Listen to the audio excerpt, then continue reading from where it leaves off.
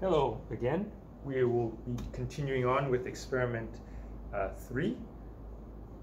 This is the chemical reactions experiment. We're going to start at step number 9, which is our zinc reacting with our hydrochloric acid. So as you know, with the zinc, I've already placed a piece of zinc in here, shiny gray metal. And I'm going to add some HCl, hydrochloric acid.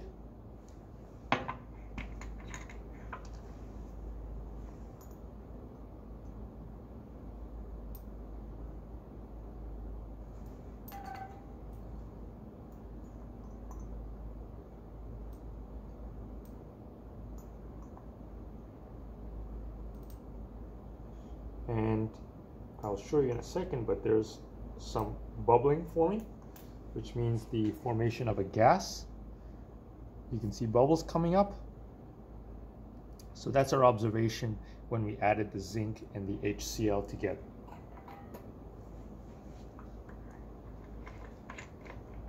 We're going to move on to experiment step 10, which is the copper reacting with the HCl again. So we have here our copper wire, again brownish brass color. We're going to add our HCl again, about 2 mils.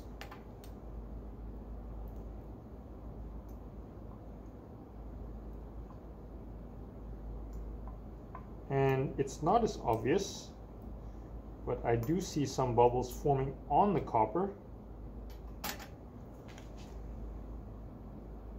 I see some tiny bubbles forming on the copper, indicating a reaction. The formation of a gas.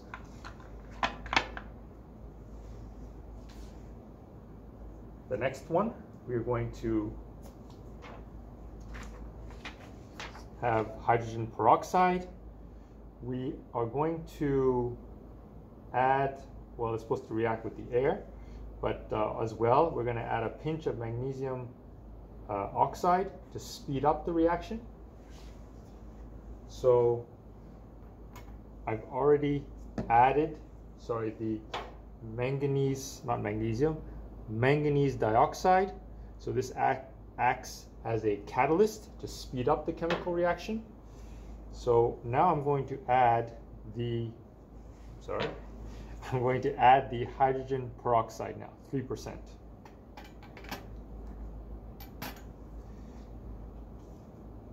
So I'm supposed to add about 2 mils.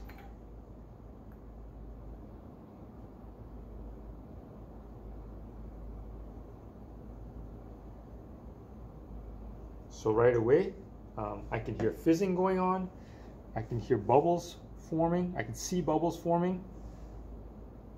No, it's still the same temperature, but you know there is a reaction here. Okay, again, the manganese dioxide just speeds up the reaction for hydrogen peroxide.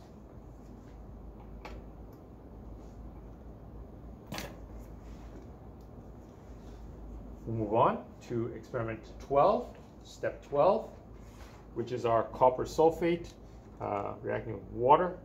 So here,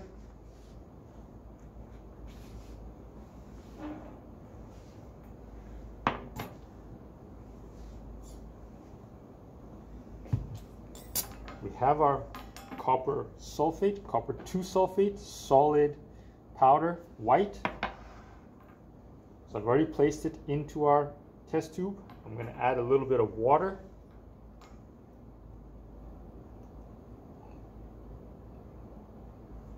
I can hear some sound formation.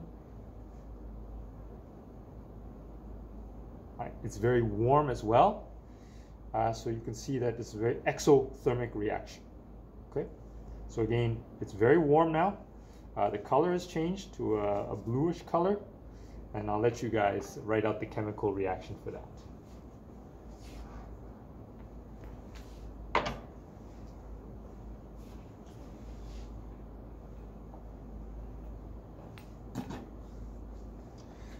reaction 13, which is our sodium chloride with our potassium nitrate.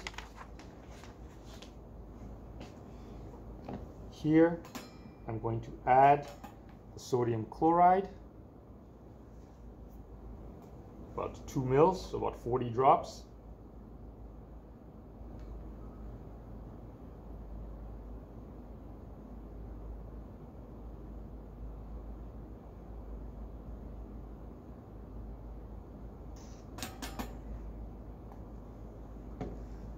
I have here the potassium nitrate,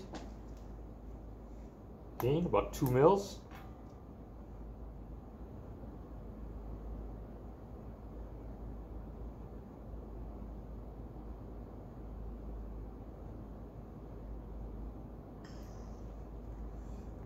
Mixing well.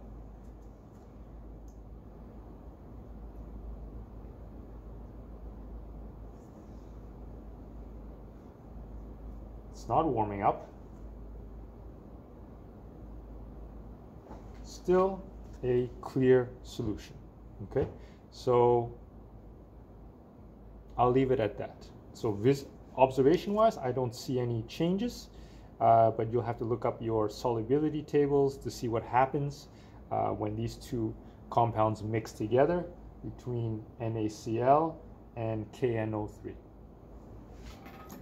So again, that concludes our steps. Again, just wanted to show you the observations when you mix two things together, these two compounds or three compounds in a particular reaction.